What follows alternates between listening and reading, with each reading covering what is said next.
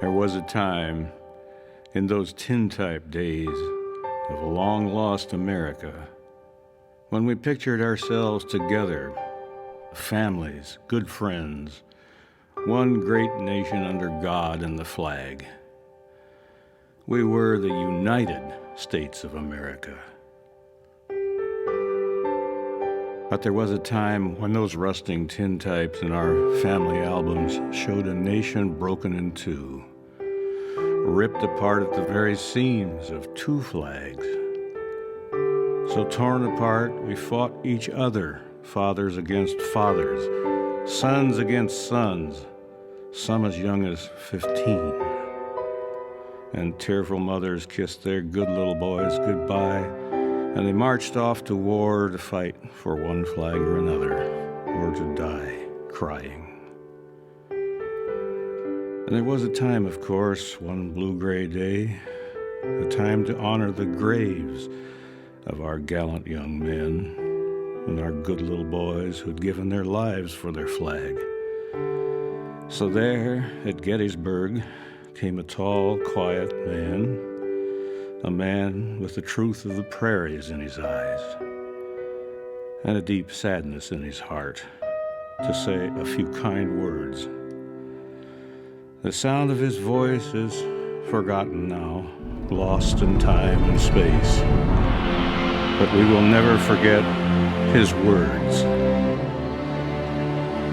77 years ago, our fathers brought forth on this continent a new nation conceived in liberty and dedicated to the proposition that all men are created equal.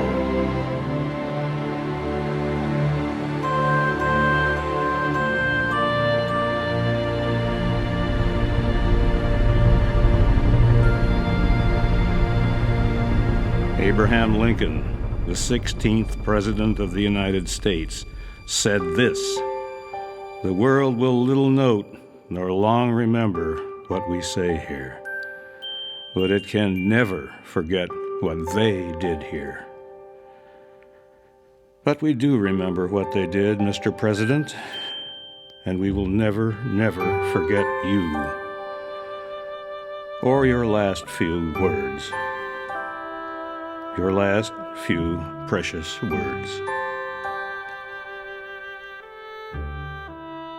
That from these honored dead we take increased devotion to that cause for which they gave the last full measure of devotion, that we here highly resolve that these dead shall not have died in vain, and that this nation under God shall have a new birth of freedom, and this government of the people, by the people, for the people, shall not perish from the earth.